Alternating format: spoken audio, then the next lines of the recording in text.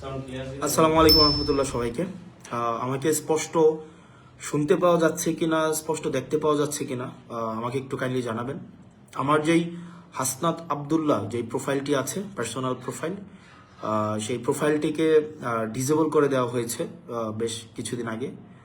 আমি এই প্রোফাইলে, এই পেজ থেকে আমি এখন থেকে নিয়মিত অ্যাক্টিভ হব। এই পেজ থেকে, এই পেজটা এতদিন পর্যন্ত আমার যারা এডমিন আছেন তারা চালাতেন, এখন থেকে আমি এই পেজে নিয়মিত হব।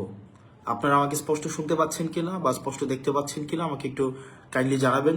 দীর্ঘদিন আমি সোশ্যাল মিডিয়াতে ইনঅ্যাক্টিভ, আমার কোনো অ্যাক্সেস ছিল না। তো এখন থেকে আমি এই পেজটাতে আমি অ্যাক্টিভ হব এবং এই পেজটা আপনারা মানুষের কাছে পৌঁছে দিন। এই পেজটা আমি চাই আমার যে পার্সোনাল প্রোফাইলে মানুষের যে এনগেজমেন্ট ছিল, আমার বার্তা যেভাবে মানুষের কাছে আমি পৌঁছাতে পেরেছি, এই পেজের মাধ্যমে আমি আমার নির্বাচনী বার্তা, রাজনৈতিক বার্তা, সমসাময়িক সবকিছুই মানুষের কাছে পৌঁছাতে চাই। আপনারা অনেক মানুষ যুক্ত হয়েছেন আমাদের সাথে, আপনাদেরকে শুভেচ্ছা জানাচ্ছি, স্বাগত জানাচ্ছি। আজকে দীর্ঘদিন আমি বেশ কিছু বিষয় নিয়ে কথা বলার আগ্রহ ছিল।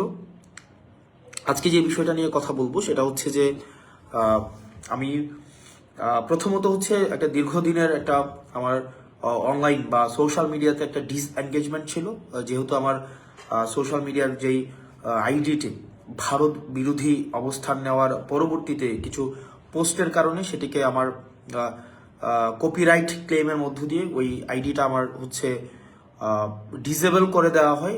সেজন্য আমি আপনাদের সাথে এনগেজ হতে পারিনি।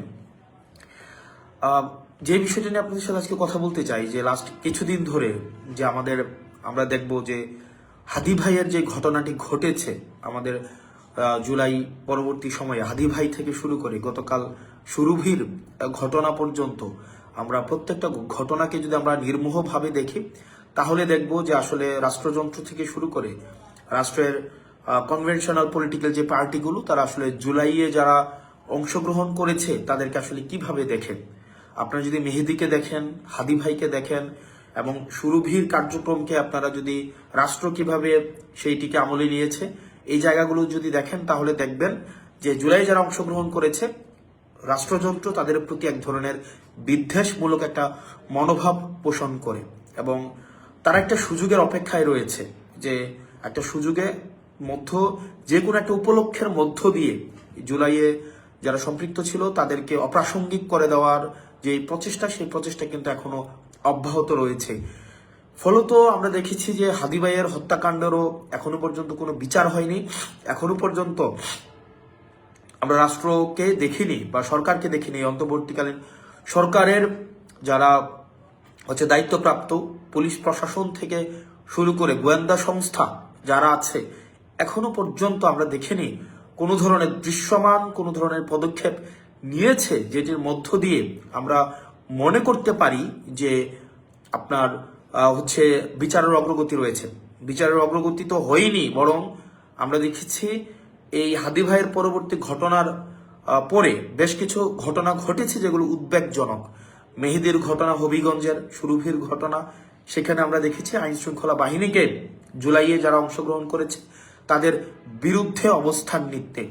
বলে রাখা ভালো এক্ষেত্রে, আমরা দেখেছি যে হাদি ভাই যেদিন শাহাদাত বরণ করেন, সেদিন সাংবাদিক ইলিয়াসের আইডিটি এই অন্তর্বর্তীকালীন সরকার মেটা থেকে নামিয়ে দেন।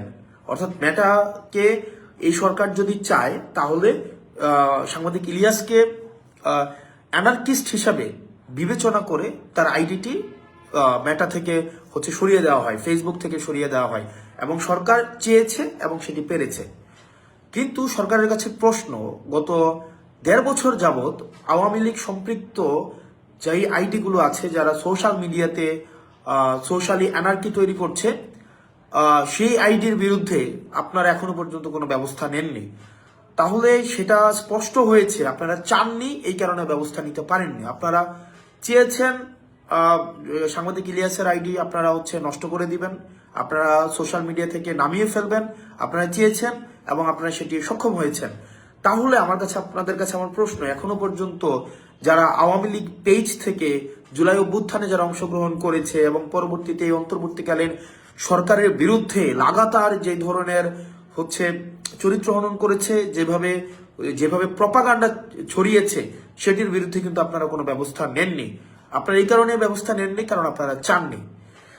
পরবর্তীতে আপনারা দেখবেন গত সপ্তাহর বা তার বেশি সময় ধরে আমাদের দেশের ব্যবসায়িকদের আচরণ, আমাদের দেশের মিডিয়ার আচরণ, আমাদের দেশের প্রশাসনের আচরণ, এই তিনটার যে একটা আনহোলি নেক্সাস হাসিনার সময় আমরা দেখেছি। হাসিনাকে কাল্ট বানানোর ক্ষেত্রে মিডিয়াকে আমরা দেখেছি যে একটা হাসিনার যে সেবাদাস হতে মিডিয়া ইচ্ছাকৃতভাবে অনিচ্ছাকৃতভাবে তৈলমর্ধনের মধ্য দিয়ে আমরা দেখেছি হাসিনাকে কাল্ট বানিয়েছে। একই সাথে সাথে আমরা ব্যবসায়িক কমিউনিটিকে দেখেছি যে কিভাবে হাসিনাকে বারবার আমরা, যেমন আপনি দেখবেন যে সমকালের আবুল কালাম আজাদ, একে আজাদ নামে পরিচিত, চ্যানেল 24-এর আমরা দেখেছি 2 আগস্ট উনি বলেছেন হাসিনার সরকার বারবার দরকার এবং আমরা আপনার হাতকে শক্তিশালী করব। এবং গতকাল আমরা দেখলাম যে জনাব তারেক জিয়ার সাথে ব্যবসায়ীদের যাদের হ্যান্ডশেক হয়েছে, খুবই একটা উষ্ণ অভ্যর্থনা তারেক জিয়াকে যেই ব্যবসায়ীরা দিয়েছেন, এই ব্যবসায়ীদের পরিচালিত মিডিয়াগুলাই গত 1.5 দশকের বেশি সময়ে আপনার তারেক জিয়ার যে নেতাকর্মীরা দেশে গুম হয়েছে, খুন হয়েছে, নির্যাতিত হয়েছে, নিপীড়িত হয়েছে, তাদের বৈধতা উৎপাদন করেছে এই ব্যবসায়ীদের পরিচালিত মিডিয়ার দ্বারা। কি আইরনি, ভাগ্যের কে নির্মম পরিহাস। আজকে জনাব তারেক জিয়া তাদের যেই নেতাকর্মী রয়েছে, যারা গুম হয়েছে, আহত হয়েছে, নির্যাতিত হয়েছে, নিপীড়িত হয়েছে, তাদের রক্তের উপরে দাঁড়িয়ে তাদের হত্যাকাণ্ডের, তাদের গুমের, তাদের নির্যাতনের, তাদের নিপীড়নের যেসব মিডিয়া বৈধতা উৎপাদন করেছে, সেই সব মিডিয়া মালিকদেরকে একদম উষ্ণ অভ্যর্থনা জানাচ্ছেন। আসলে আমরা বিএনপিকে এই জায়গায় আপনি দেখবেন যে বিএনপির আমি আমার এলাকার কথাই বলতে পারি যে যারা গত 1.5 দশকের বেশি সময় ধরে যারা রাস্তায় শ্রম দিয়েছে, ঘাম দিয়েছে, রাস্তায় হরতাল সফল করার জন্য রাস্তায় নেমে এসছে, তাদেরকে আমরা দেখেছি এখন কিভাবে অপাঙ্ক্তেয় ঘোষণা করা হয়েছে, তাদেরকে কিভাবে বিএনপি থেকে মাইনাস করা হচ্ছে। অথচ আমরা দেখছি 5 আগস্টের পরবর্তী সময়ে যারা বিএনপিকে একটা রাজনৈতিক দল হিসেবে বিবেচনা করেছে, বিএনপিকে যারা হত্যাযোগ্য করে তুলেছে, যেসব মিডিয়া বিএনপিকে আগুন সন্ত্রাস হিসেবে বিবেচনা করেছে, সময় টেলিভিশন এবং 71 টেলিভিশনের মতো টেলিভিশনের মালিকদেরকে আমরা যখন দেখি জনাব তারেক যে উষ্ণ অভ্যর্থনা দিচ্ছেন, সেটি আসলে আমি কিভাবে নেই সেটা মুখ্য না। বিএনপির নেতাকর্মীরা যারা দীর্ঘ 1.5 দশকের বেশি সময় ধরে যারা এই গণতন্ত্রের জন্য লড়াই সংগ্রাম করেছে, তারা কিভাবে নেয় আসলে সেটি প্রশ্নবিদ্ধ। এবং আমরা দেখতে পাচ্ছি এবং নির্বাচনের আগেই এই ব্যবসায়িক নেক্সাস, যে মিডিয়া মাফিয়া এবং যে প্রশাসন যেভাবে তারেক জিয়াকে মাফিয়া বানানোর যে চক্রান্ত করছে, তারা বিএনপি থেকে এখন বড় বিএনপি হয়ে উঠছে এবং এটি আশঙ্কাজনক এবং এভাবেই একটা ফেসিস্ট উৎপাদন হয়।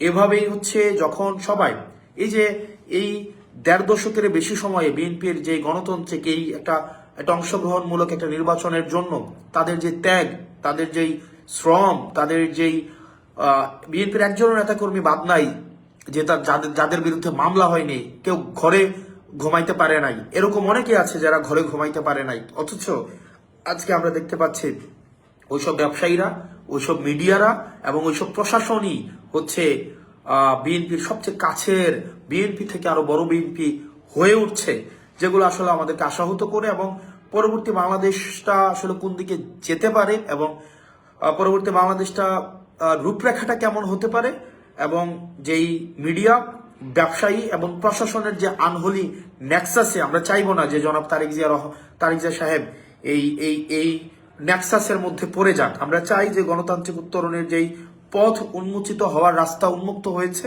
সেটি প্রসারিত হোক। আমরা চাই না এই আনহোলি নেক্সাসের মধ্যে পড়ে বাংলাদেশ আবার পশ্চাৎপদ কোন একটা যাত্রা করুক। পরবর্তীতে যে বিষয়টা সেটা যে আমাদের নির্বাচন কমিশনের যে আচরণ আমরা দেখতে পাচ্ছি, সেটি আসলে একটা উদ্বেগজনক একটা আচরণ আমরা দেখতে পাচ্ছি। নির্বাচন কমিশন, আমরা আইন সবার জন্য সমান হওয়া উচিত, প্রত্যেকটা মানুষের জন্য আসলে আইন সমান হওয়া উচিত এবং সমান হবে, এটাই হচ্ছে আইনের যেই চরিত্র। প্রত্যেক স্থান, ব্যক্তি, ধর্ম এবং হচ্ছে গোত্র নির্বিশেষে আইনের প্রয়োগটা আমরা প্রত্যাশা করি সমান হবে। অথচ আমরা দেখতে পাচ্ছি যে নির্বাচন কমিশন ব্যক্তি বিশেষে আইনের ভিন্ন প্রয়োগ ঘটাচ্ছেন। একই কারণে একই রাজনৈতিক দলের মনোনয়ন বাতিল করা হলেও আবার একই কারণে অন্য একটা রাজনৈতিক দলের মনোনয়নকে বৈধ ঘোষণা করছে, যেটি একটা নিরপেক্ষ অংশগ্রহণমূলক রাষ্ট্র যেই প্রতিশ্রুত একটা অংশগ্রহণমূলক নির্বাচনে কতটা নিশ্চিত করবে সেটি আসলে আমাদেরকে নিরাশ করে। আমরা নির্বাচন কমিশনকে আসলে আমরা দেখতে পাচ্ছি না। আমরা নির্বাচন কমিশনের আন্ডারে প্রশাসন থাকার কথা ছিল, নির্বাচন কমিশন আন্ডারে পুলিশ থাকার কথা ছিল। আইরনিক্যালি এই প্রশাসন এবং পুলিশ আমরা দেখতে পাচ্ছি এখন গুলশানের আন্ডারে চলে গিয়েছে, যেটি খুবই দুঃখজনক। আপনারা অনেকেই হয়তো আমার প্রতি ক্ষুব্ধ হতে পারেন, এটাই বাস্তবতা।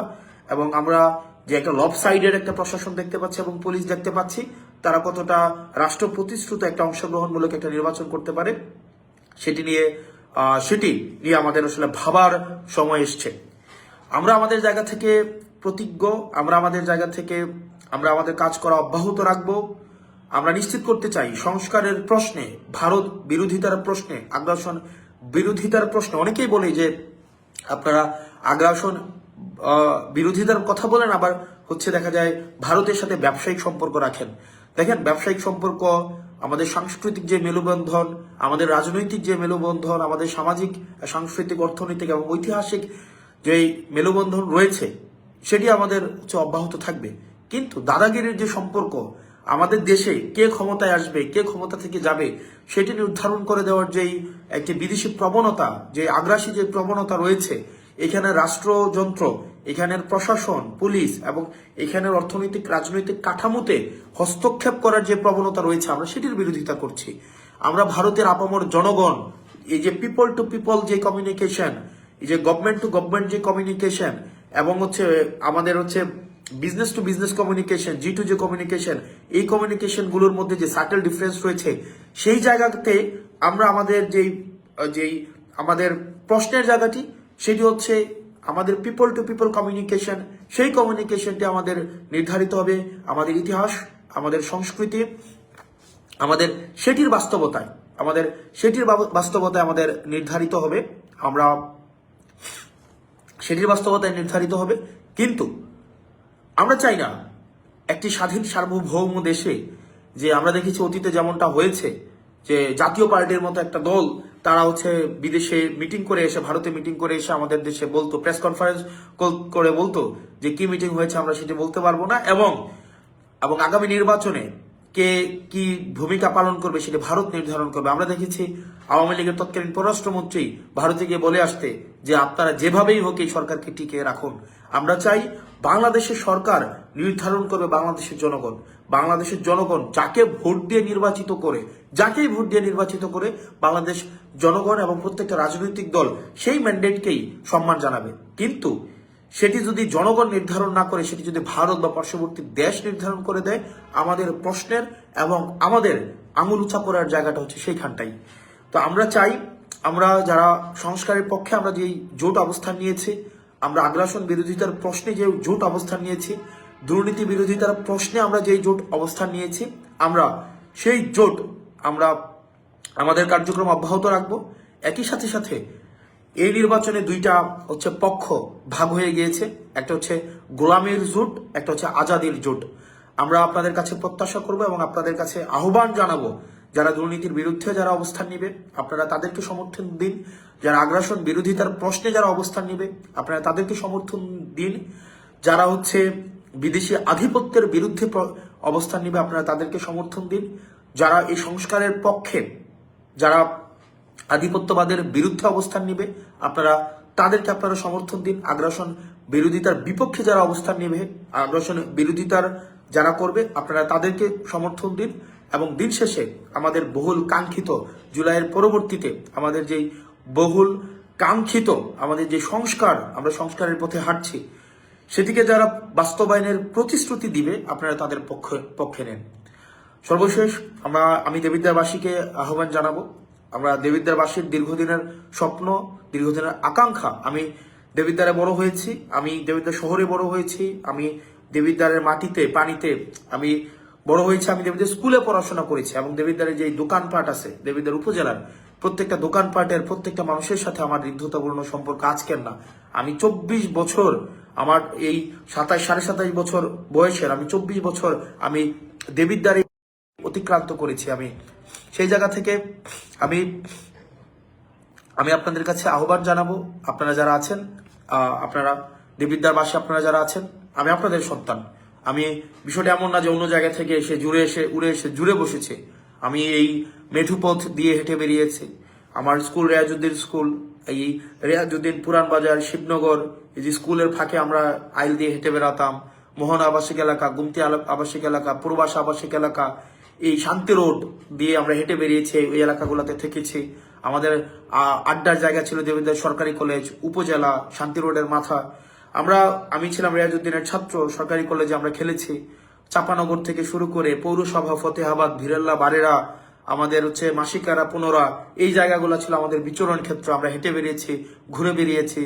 আমাদের যে 16টা ইউনিয়নের প্রত্যেকটা জায়গায়, বিষয়টি এমন নয় যে রাজনৈতিক কার্যক্রম পরিচালনা করার জন্য, সেই জায়গাগুলোর সাথে আমাদের সম্পৃক্ততা দীর্ঘদিনের, আমার সম্পৃক্ততা দীর্ঘদিনের।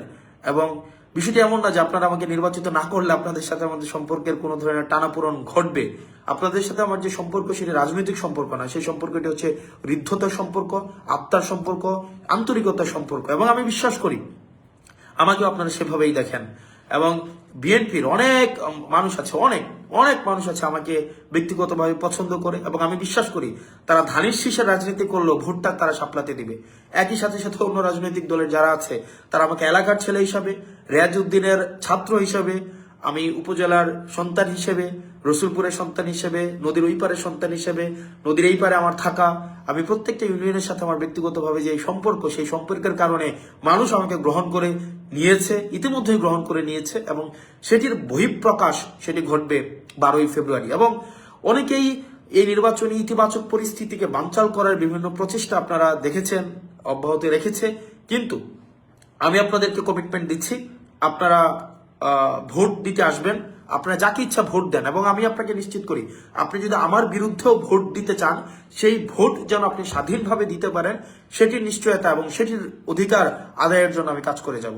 একই সাথে সাথে আমি একটি বিষয় আপনাদেরকে বলবো, ইতিমধ্যে আপনাদেরকে অনেককে হুমকি ধামকি দেওয়া হচ্ছে অনেক অন্য রাজনৈতিক দলের থেকে, যে কেন আপনি আমার রাজনৈতিক দল করেন, কেন আপনি আমার নির্বাচনের কার্যক্রমে আসেন। দেখেন, এটা হচ্ছে সবচেয়ে নিচু মনের পরিচয়। এর থেকে নিচু মনের পরিচয় আর পৃথিবীতে কিছুই হইতে পারে না। হুমকি ধামকি দেওয়া, অর্থাৎ আপনার যদি আমি আপনাকে ফোন দিয়ে বলতেই হয় যে কেন আপনি অন্য রাজনৈতিক দলে গেলেন, এর থেকে নিজেকে ছোট করা, এর থেকে আর কিছুই হইতে পারে না।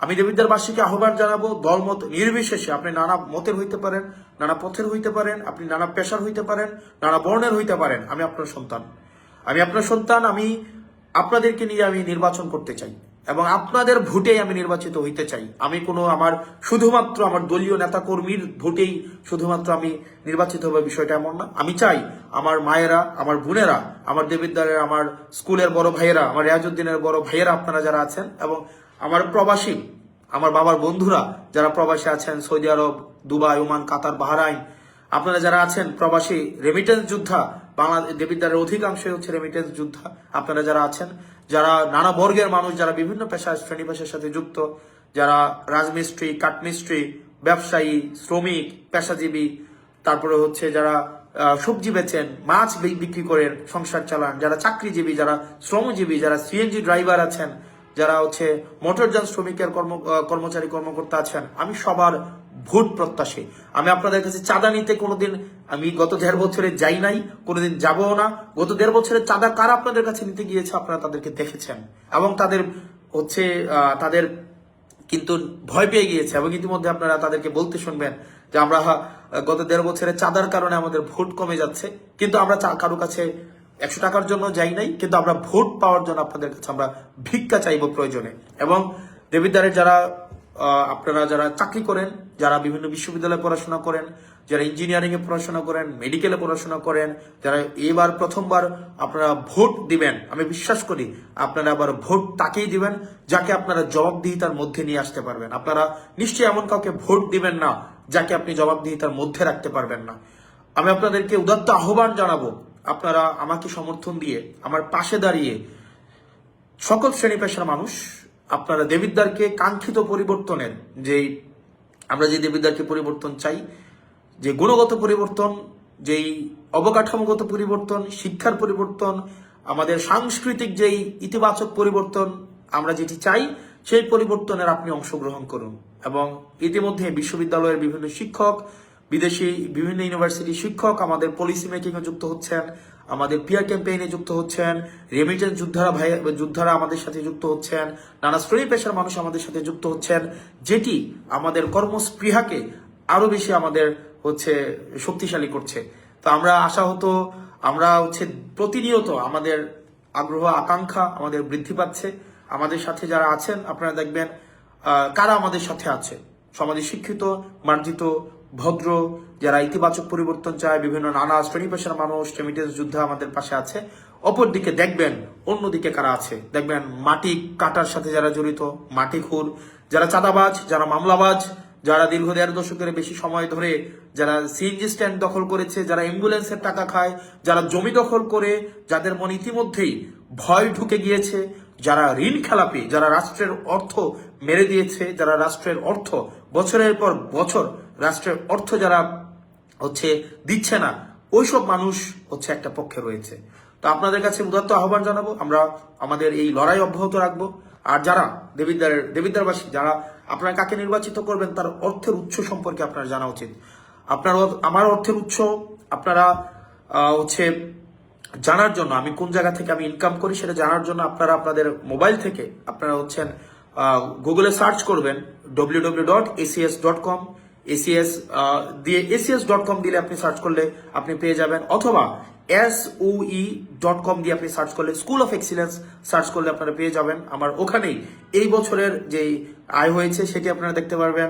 আমি আমার রিটার্ন জমা দিয়েছি, আপনারা সেটিও চাইলে দেখতে পারবেন। এবং আপনারা ইউটিউবে যদি সার্চ করেন, যে আমার ক্লাস লিখে সার্চ করেন, সেখানেও আমার ক্লাস পেয়ে যাবেন। এবং সেখানে কোর্সের অ্যাডভার্টাইজ করা আছে, সেটিও আপনারা পেয়ে যাবেন। সেটি দিবালোকের মতো স্পষ্ট এবং স্বচ্ছ। তবে একটা অংশ লিখতেও পারে না, একটা অংশ আছে যারা 2 লাইন বাংলাও লিখতে পারে না, 2 লাইন ইংরেজিও লিখতে পারে না, তারা অবশ্যই এগুলো দেখতে পারবে না। কারণ তারা জীবিকা নির্বাহ করে নদীর মাটি কেটে, যারা জীবিকা প্রত্যেকদিন বর্ডারে যায় ইয়াবা সেবন করতে, এবং নেতার সাথে বসে যারা মাদক সেবন করে, এদের এই যে একটা বুদ্ধিবৃত্তিক যে যতটুকু প্রয়োজন, যে এইটা বোঝার জন্য, এটা একটা পেজ ইংরেজিতে পড়ার জন্য যতটুকু সামর্থ্যের প্রয়োজন, তাদের নেতাকর্মীদের এই জায়গাটা নেই। তো আমি আপনাদেরকে বলবো, আমাদের নেতাকর্মীদেরকে বলবেন, আপনাদেরকে পরে শোনাই দিবে কিভাবে আসলে এই যে অর্থের উৎসটা আপনাদেরকে শোনাই দিবে। যদি না বুঝেন তাহলে বাংলায় এটাকে ট্রান্সলেট করে দিবে, তাহলে যেন আপনাদের বুঝতে সুবিধা হয়। এবং এখানে আপনারা যারা আছেন, কাঁচা বাজার দখল করেছেন, যারা নিজের পেশা নাই, নিজের নির্দিষ্ট কোনো পেশা নাই, যাদের পেশাই আরেকজনের জমি দখল করা, যারা তাদেরকে দেবিদ্বারবাসী আবার প্রতিহত করবে, দেবিদ্বারবাসী প্রতিহত করবে। এবং মাথায় রাখুন, আপনার দল আপনাকে প্রতিহত করবে। আপনি যদি মনে করে থাকেন আপনার দল আপনাকে সমর্থন দিবে, বিএনপি আর ওই অবস্থানে নাই, বিএনপি আর ওই জায়গায় নাই যে চাঁদাবাজদের প্রশ্রয় দিবে, চাঁদাবাজদের শেল্টার দিবে। আমি বিশ্বাস করি, আমি আস্থা রাখি, দেখবেন আপনার ধানের শীষে স্লোগান দিচ্ছে, কিন্তু ভোট কিন্তু শাপলাকলিতেই দিবে ইনশাআল্লাহ। দেবিদ্বারবাসী ভালো থাকবেন, সুস্থ থাকবেন। আগামীকাল সকাল থেকে আপনাদের সাথে, আগামীকাল মানে আজ সকাল থেকে আপনাদের সাথে দেখা হবে। আমাদের বারেরা সরকার বাড়ি মসজিদে সকালে ফজর নামাজ পড়বো, আপনাদের সাথে দেখা হবে। আপনারা সুস্থ থাকুন, ভালো থাকুন। এবং আজকে আমি ওই আইডি ফেরত পাওয়া পর্যন্ত, আমার ওই প্রোফাইল ফেরত আসা পর্যন্ত, আমি এই প্রোফাইল থেকেই আমি রেগুলার আপনাদের সাথে সংযুক্ত হব। আপনারা এটিকে শেয়ার দিয়ে মানুষের সাথে আপনারা যুক্ত করে দিন। এবং আমি প্রতিশ্রুতি দিচ্ছি, আমাদের যে দুর্নীতির বিরুদ্ধে যে আমাদের অবস্থান, এবং আগ্রাসনবাদের বিরুদ্ধে যে আমাদের অবস্থান, সংসারের পক্ষে যে আমাদের অবস্থান, সেটি আমাদের অটুট এবং দৃঢ় থাকবে ইনশাআল্লাহ। আপনারা ভালো থাকবেন, সুস্থ থাকবেন। আসসালামু আলাইকুম ওয়া রাহমাতুল্লাহ।